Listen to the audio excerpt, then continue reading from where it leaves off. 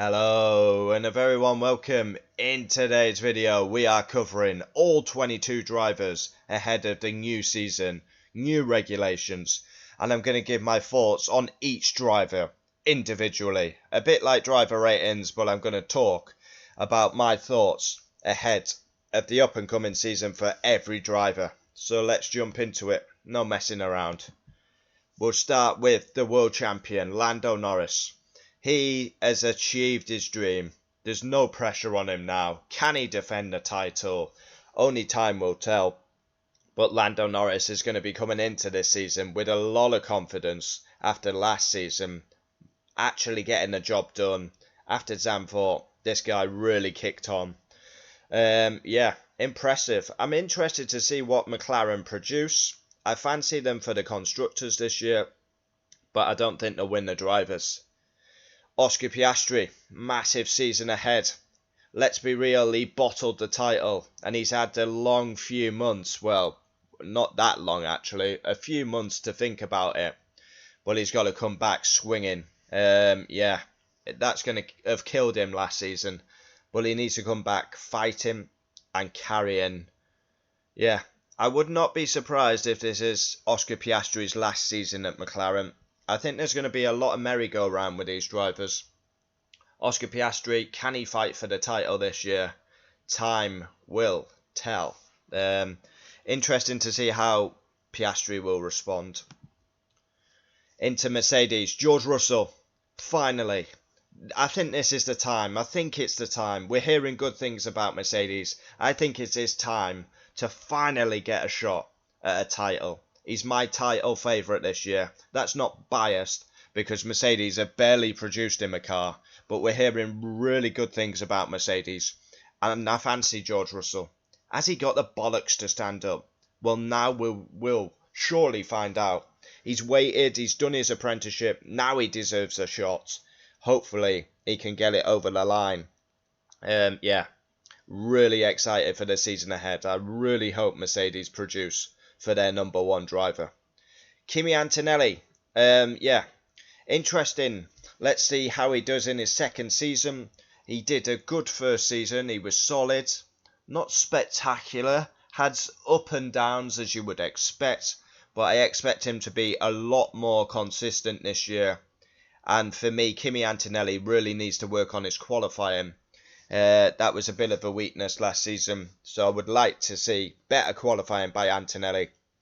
And if Mercedes really do have a car that I think, then there's no reason Antonelli should not be standing on the podium a fair couple of times during the season. Into Red Bull. Yes, as usual, Red Bull changed their second driver.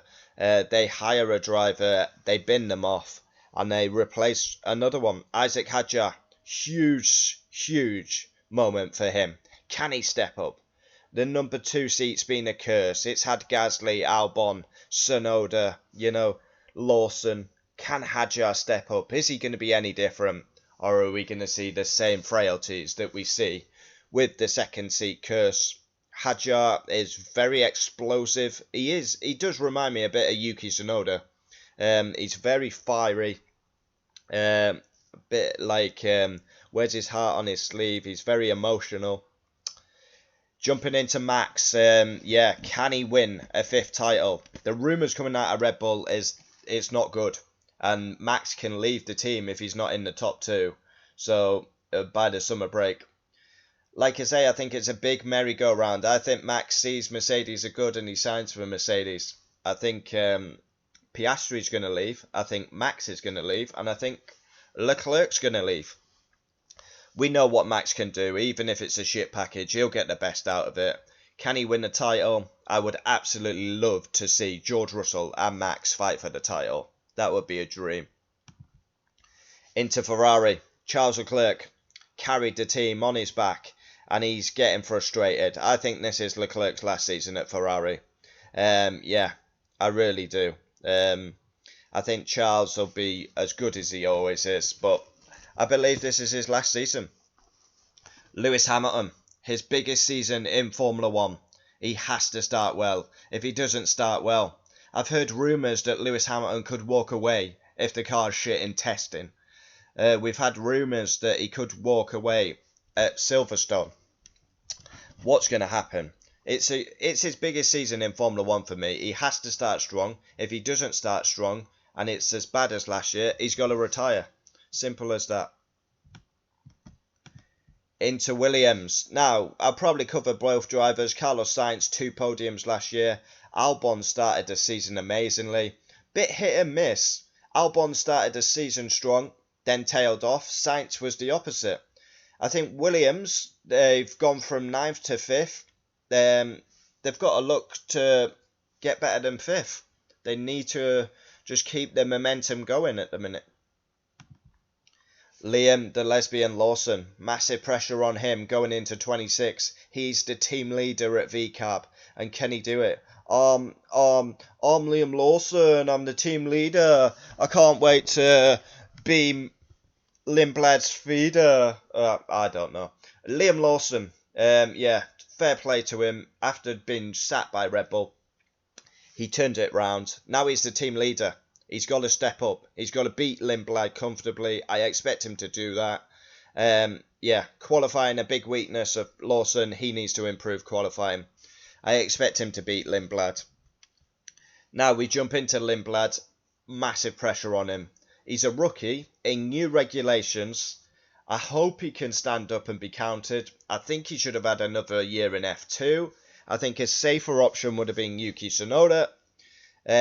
But yeah, Lindblad, I don't know. He may pay the price.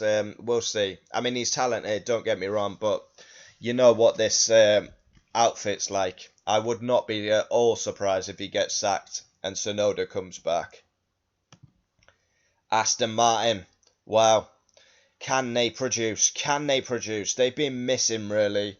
Alonso scored 8 podiums back in 23, but they've been missing for a couple of years. A dismal finish in the Constructors. But a new power unit with Honda. Can they deliver? Yeah, Fernando Alonso still going strong after all these years.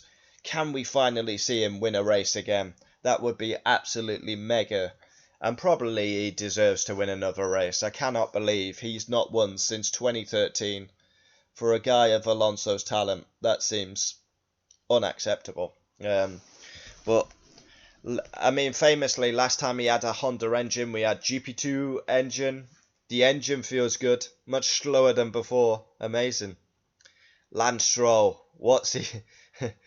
Lance Stroll, just, I can't wait to see what he does. If Aston Martin are competitive with a Honda engine, let's see what Stroll can do.